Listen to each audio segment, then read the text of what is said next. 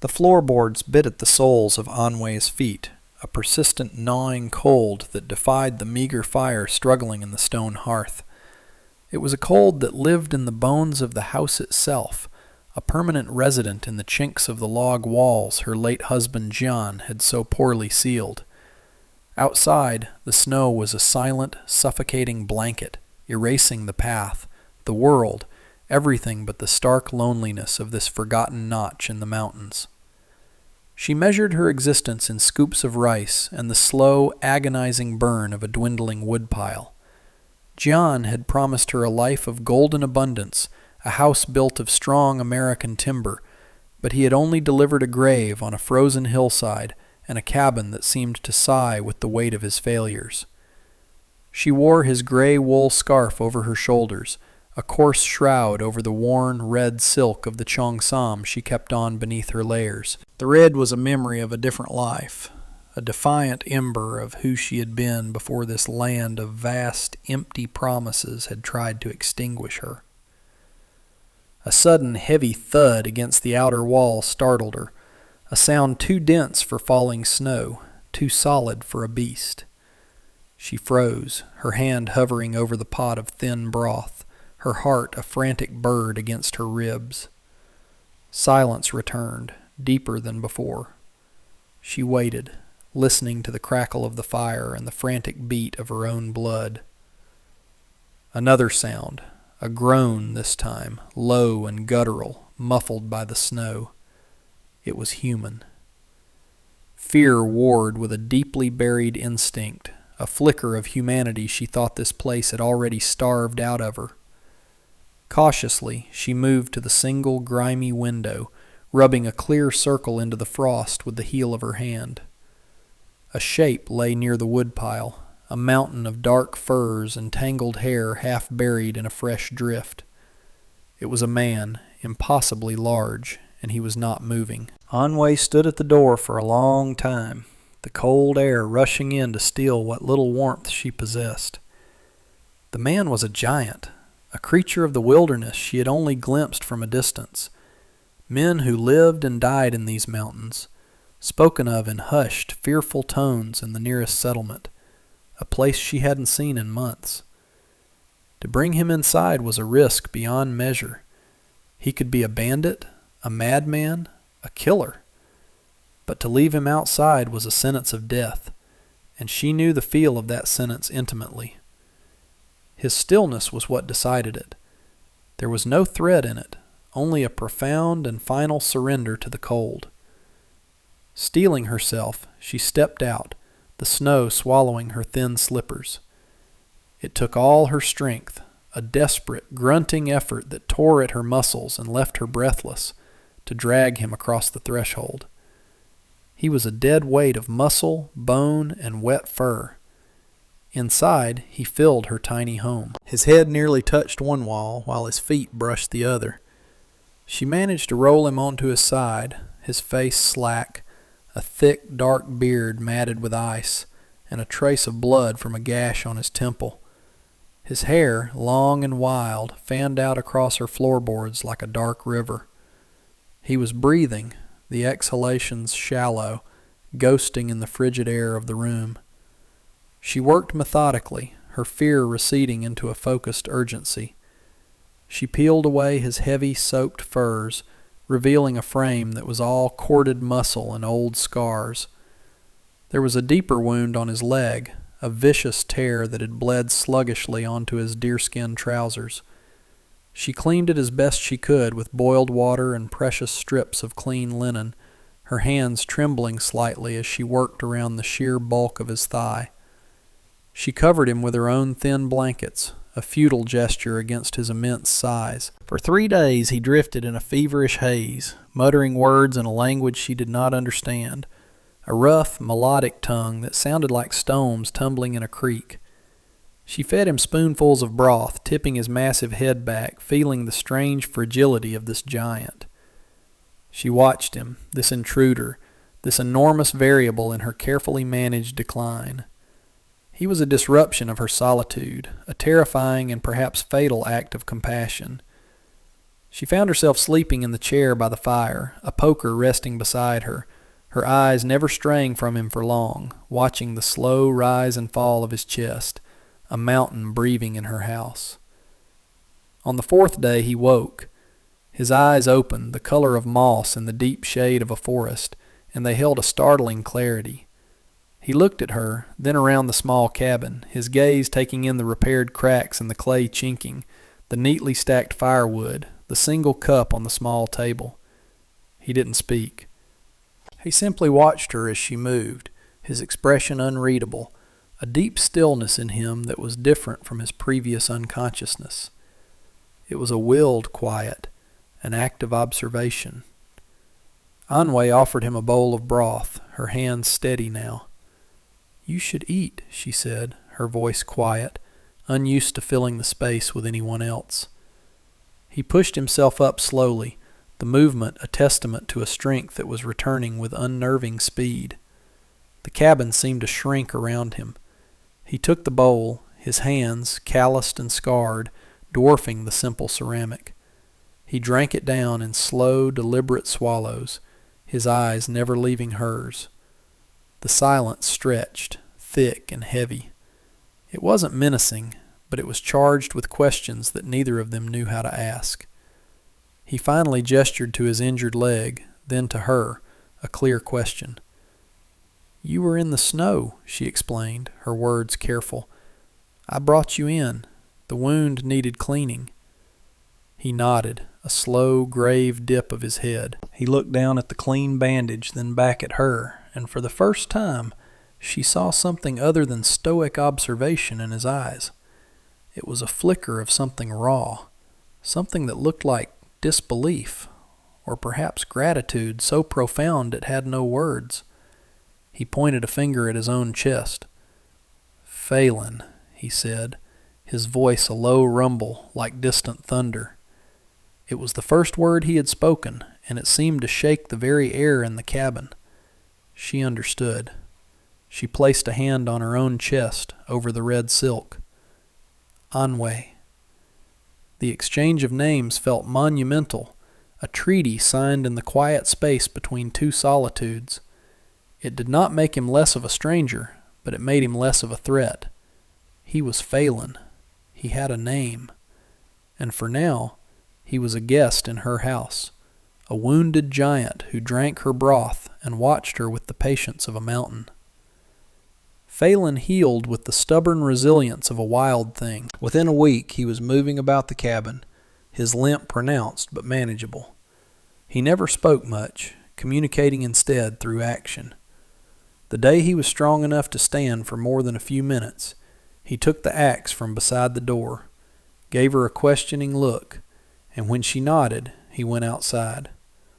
The sound of his chopping was a powerful, rhythmic heartbeat in the frozen landscape, each strike a definitive blow against the encroaching silence.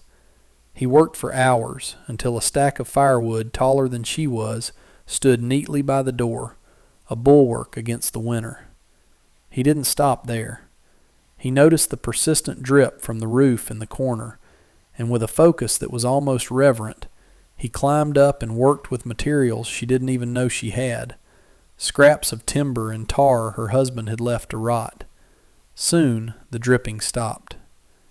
He moved through her life like a quiet force of nature, mending the broken things Gian had left behind. He rehung the cabin door so it no longer scraped against the floor, and sealed the drafty window frames with packed moss and clay. He did it all without a word of instruction, simply seeing a need and meeting it with his immense strength and surprising dexterity. His hands, which could have snapped a man in two, were gentle as they worked, his movements economical and precise. Anwe watched him, a strange feeling blooming in her chest. For months this cabin had been a cage of sorrows, a monument to her husband's failures. But under Phelan's care, it was slowly becoming a shelter. He ate what she offered without complaint, his appetite enormous, but his manners gentle. He took up his space, which was most of the cabin, but he did so with a quiet consideration she found disarming. He would fold his long legs to sit on the small stool that was laughably tiny beneath him, and he would sleep on the floor by the hearth, wrapped in his furs, never once making a move toward her cot. He was creating a space of safety, not with words of reassurance, but with the solid, undeniable language of labor and respect. He was a guardian, not a guest. And slowly, imperceptibly, the fear she had felt began to transform into a fragile, tentative trust. She started leaving the poker by the hearth instead of beside her chair. One evening a storm blew in, a blizzard that howled and clawed at the small cabin, throwing fists of snow against the window pane. The wind shrieked through the pines, a sound of pure, untamed fury. Inside, however, it was warmer than it had been all winter. The fire, fed by Phelan's endless supply of wood, blazed cheerfully, casting a warm, dancing glow across the small room. The door held firm against the gale. The roof was silent and dry. Phelan sat on the floor, sharpening a skinning knife with a whetstone, the rhythmic scrape a soothing counterpoint to the storm's chaos. Anway was mending one of her husband's old shirts, her needle dipping in and out of the worn fabric. The silence between them was no longer heavy or uncertain. It was comfortable, a shared space of quiet companionship. She looked up at him, truly looked at him, and was struck again by the sheer impossibility of his presence. He was a colossus contained within her tiny world. His broad shoulders seemed to brush against the ceiling beams he had reinforced. His knees were drawn up to his chest, and still he seemed to fill every inch of available space. He was a creature of open skies and endless forests, folded into this little box of a room. A small, unbidden smile touched her lips. He glanced up, his moss-green eyes catching the firelight, and saw her expression. He paused his work, a silent question on his face. "It's this house," she said, her voice soft. "It is so small. And you are so big." She gestured with her hand, a small motion encompassing him and the room. "You're bigger than my house." She meant it as a simple observation, a moment of gentle absurdity. She expected him to chuckle or nod or perhaps say nothing at all. Instead, something in his face shifted. The stoic mask crumbled, and a look of profound, heart-wrenching sorrow washed over him. He turned his head away from her, toward the fire, but she saw the tremor that ran through his massive shoulders. He set the knife and stone down with a careful, deliberate slowness. A single, ragged breath escaped him, then another. He brought a hand up to cover his face, and she realized with a shock that he was crying. He made no sound, just a deep, silent, internal weeping that seemed to shake his entire frame. The giant in her house, the man who had wrestled her life back from the brink of collapse, was crying because she had called him big. In that moment, all remaining fear vanished, replaced by a wave of fierce, aching tenderness. He was not just a protector. He was a man carrying a wound so deep that a simple, innocent observation could break it wide open. He did not speak of it that night, and she did not ask. She simply sat with him in the warm silence, the storm raging outside, and let him have his grief. The next day the world was buried in white, the silence absolute. The air in the cabin had changed.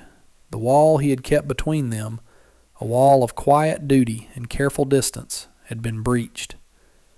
He was still quiet, but his eyes sought hers more often, holding her gaze for a moment longer than before. A new language was forming between them, one spoken in shared glances and small gestures. That afternoon, as she was kneading dough for bread, he came and stood beside her, watching her hands work. "I had a son once," he said, his voice a low, rough thing, as if the words themselves were stones he had to pull from his throat. Anway stopped kneading, her hands white with flour. He was small, so small. Phelan stared out the window at the endless white, but she knew he was seeing something else entirely. "My wife, she said I was too big, too loud. She said my hands were made for breaking things, not holding them. When the boy got sick, she said I scared him. She said my shadow was too dark. The pain in his voice was a raw, living thing. He had been exiled by his own size, made a monster in his own home. His strength, the very thing that had saved Onway, had been twisted into a curse against him. "They're gone now," he finished, his voice barely a whisper. "The sickness took them both. I came here so my shadow wouldn't fall on anyone ever again." Onway felt her heart ache for him. She understood now. His tears the night before were not for himself, but for a memory of being told his very nature was a threat to those he loved. She reached out, her flour-dusted fingers gently touching his forearm. The muscle beneath her hand was like granite. "Your hands," she said softly, "are not for breaking. They fixed my roof. They cut the wood that keeps me warm. They are gentle." He looked down at her small hand on his arm, his expression one of utter desolation slowly giving way to a fragile, dawning hope. He did not pull away. He simply stood there, letting her touch him, a silent acceptance that felt more intimate than any embrace. The scent of baking bread soon filled the small cabin, a scent of home, of life, of a new and delicate beginning. As the weeks passed, the deep snows of winter began to recede, and a fragile spring breathed life back into the mountains. The bond between Anway and Phelan deepened, settling into a rhythm of shared days and quiet evenings. He taught her things about the forest, which roots were edible, how to read the tracks of animals, how to predict the weather by the feel of the air. She, in turn, shared parts of herself she had long kept locked away. She told him about her home across the ocean, about the taste of her mother's cooking, about the beautiful, intricate stories painted on silk screens. She even unpacked the small, lacquered box she had kept hidden and showed him the delicate brushes and inkstone inside. She began to paint again, small, simple images of mountain flowers and birds on scraps of paper. It was a part of her she thought had died with Gian. Phelan would watch her, his expression one of quiet reverence, as if he were witnessing a miracle. A soft romance bloomed in the spaces between their words. It was in the way he would leave a rare, beautiful wildflower on the table for her in the morning, or the way she would save him the best portion of the stew. It was in a shared smile across the fire, a lingering touch when he handed her a tool, the comfortable weight of his presence beside her as they watched the sunset paint the peaks in hues of rose and gold. One evening, he returned from a hunt with a young deer slung over his shoulders. As he worked, dressing the animal with an efficient grace, she came to help him. Their hands brushed, and this time he caught her fingers in his touch surprisingly gentle. He turned her hand over, tracing the lines on her palm with his calloused thumb. "Your hands are so small," he murmured, his voice thick with an emotion she couldn't quite name. "They make beautiful things." He lifted her hand and pressed a soft, hesitant kiss to her knuckles. The gesture was so tender, so full of a shy, hopeful reverence that it made her breath catch in her throat. She felt a warmth spread through her that had nothing to do with the fire. It was the feeling of being seen, truly seen, not as a fragile widow or a foreign curiosity, but as herself. She stepped closer, into the circle of his warmth, and rested her head against his chest. His arms came around her, enveloping her in a safe, strong embrace. He smelled of pine and earth and wood smoke. He was home. Their fragile peace was shattered by the arrival of 3 men on horseback. They rode up to the cabin as if they owned it, their faces hard, their eyes greedy. The man in the lead was stout and florid, with a cruel twist to his mouth. Onway recognized him instantly. Fisk. The man to whom Gian had lost everything in games of chance and drink. He was the reason she was stranded here, the architect of her misery. "Well, well," Fisk sneered, his eyes sweeping over the repaired cabin, the neat wood pile, and finally settling on Onway. "Looks like the little bird has been keeping her nest tidy." His gaze flicked to Phelan, who had stepped out of the cabin to stand in front of her. Fisk's eyes widened slightly at Phelan's size, but his arrogance quickly reasserted itself. "And what have we here? Found yourself a big dog to guard the hen house?" Phelan said nothing. He simply stood there, a silent mountain of a man, his presence a solid, unmovable fact. His stillness was more intimidating than any threat. "I've come for what's mine," Fisk announced, swinging down from his horse. "This cabin, this land, it's all mine now. The debt is past due." "The debt was a lie," Onway said, her voice shaking but clear. She stepped out from behind Phelan to stand beside him. This was her fight, too. "You cheated my husband." Fisk laughed, a harsh, ugly sound. "He was a fool who didn't know when to walk away. And you, my dear, are part of the property. I'm a reasonable man. You can work off his debt." His meaning was sickeningly clear. His leering gaze made her skin crawl. But the fear that would have once paralyzed her was now tempered by a cold, hard anger. She looked at Phelan, at his steady presence beside her, and felt a surge of strength. She was not the same woman who had huddled by a dying fire, waiting to be extinguished. She had survived. She had rebuilt. She would not be broken now.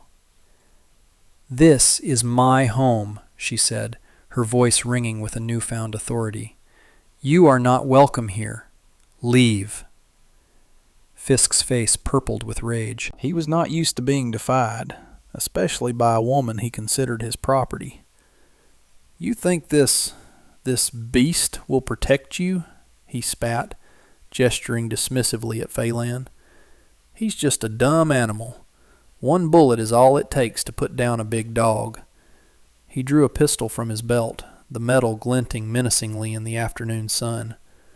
The two men with him shifted, their hands moving toward their own weapons. The air grew thick with tension. The peaceful clearing suddenly transformed into a stage for violence. Phelan didn't flinch. He took a slow, deliberate step forward, placing himself more fully between Fisk and Onway. His moss-green eyes were fixed on Fisk, and they held no fear, only a deep, cold calm that was utterly chilling.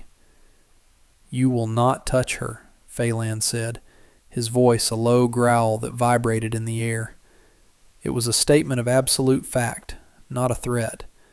It was the mountain declaring it would not be moved. For a moment Fisk hesitated, caught off guard by the sheer, immovable certainty in Phelan's voice. In that instant of hesitation, Onway acted. She didn't have a weapon, but she had a mind sharpened by months of survival. She grabbed the heavy iron skillet from the fire pit where she'd been preparing to cook. With a cry that was part fury and part terror, she flung it with all her might. It spun through the air, catching Fisk's horse on the flank. The animal shrieked in pain and reared violently, its hooves lashing out. Fisk, standing too close, was knocked off his feet, the pistol flying from his grasp as he crashed to the ground. The other two men, startled by the sudden chaos, were slow to react. That was all the opening Phelan needed. He moved with a speed that was terrifying in a man his size. He was not a wild beast. He was a force of focused intent. He disarmed one man with a single powerful blow that sent the rifle spinning away, and shoved the other back with such force that the man stumbled into his own panicked horse. It was over in seconds. There was no prolonged fight, just a swift, decisive, and overwhelming display of protective strength. Phelan stood over the sputtering, winded Fisk, his shadow falling across the smaller man like a shroud. He didn't say a word. He just looked down at him, and in his eyes was the promise that if Fisk ever returned, the mountain would, indeed, break him. Fisk and his men scrambled to their horses and fled, casting fearful glances back at the silent giant and the small woman who stood beside him. They left a cloud of dust and the lingering stench of their cowardice in the air. The clearing was quiet again, the only sounds the chirping of a bird and the gentle whisper of the breeze through the pines. Anwei's legs suddenly felt weak, the adrenaline draining out of her, leaving a profound, trembling exhaustion in its wake. The heavy skillet lay on the ground, a humble, domestic object that had become a weapon of defiance. Phelan turned to her, his face etched with concern. He reached out, his large hands hovering near her arms, as if afraid to touch her, to see if she was all right. "Anwei?" he asked, his voice soft, the thunder gone. She looked up at him, at this man who had come into her life as a wounded stranger and had become her anchor, her protector, her heart. Tears welled in her eyes, but they were not tears of fear or sorrow. They were tears of relief, of gratitude, of a deep and overwhelming love. She launched herself into his arms, burying her face in his chest, clinging to the solid, steady warmth of him. His arms closed around her, holding her tight, his hand stroking her hair. "It's over," he murmured into her hair. "You are safe." She looked up at him, her hand coming up to cup his bearded cheek. "We are safe," she corrected him softly. In that moment, the last of their solitude fell away. They were no longer two lonely people sheltering from the world. They were a unit, a partnership forged in hardship and sealed in courage. The cabin behind them was more than just wood and stone. It was a home they had built together, not just with their hands, but with their healing hearts. The world outside was still vast and uncertain, but inside this small space, contained within the circle of each other's arms, they had everything they would ever need. The sun began to set, casting long shadows across the clearing, but Phelan's shadow no longer felt dark to him. It fell over Anwei, not as a threat, but as a promise of shelter, a shield against the world, a place of belonging.